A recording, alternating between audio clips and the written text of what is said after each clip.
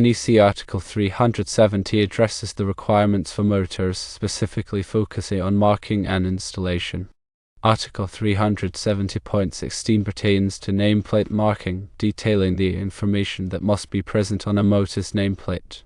This includes the manufacturer's name, model number, frame size, rated power output in horsepower, rated voltage, rated current, rated frequency, rated speed in revolutions per minute, temperature rise in degrees Celsius, insulation class, service factor, locked rotor code letter, maximum ambient temperature for which the motor is designed, and enclosure type.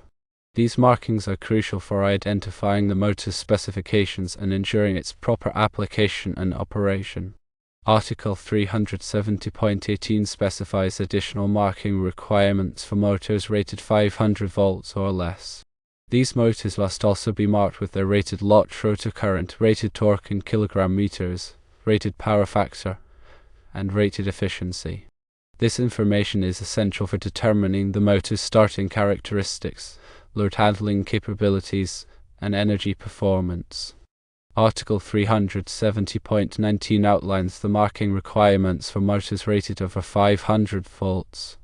In addition to the information required for low voltage motors, these motors must be marked with their rated high voltage test potential and rated insulation resistance.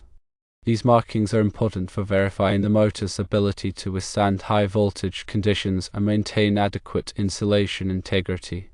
Article 370.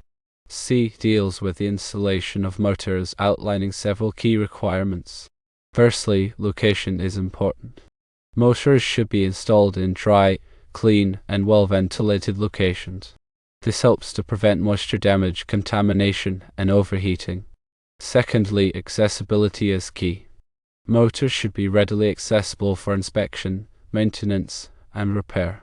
This ensures that personnel can easily access the motor to perform necessary tasks. Thirdly, ventilation is crucial. Motors should be provided with adequate ventilation to prevent overheating. Overheating can damage the motor's insulation and reduce its lifespan. Fourthly, mounting plays a role. Motors should be securely mounted to prevent vibration and noise. Excessive vibration can damage the motor and surrounding equipment.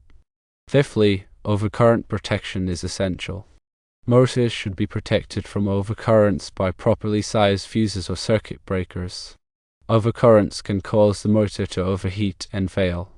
Sixthly, grounding is needed. Motors should be properly grounded to protect against electrical hazards.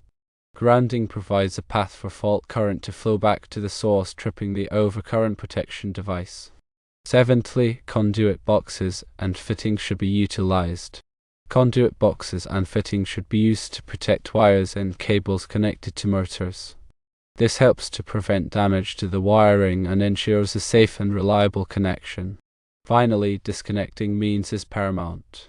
A disconnect switch or circuit breaker should be installed near motors to allow for isolation from the power source.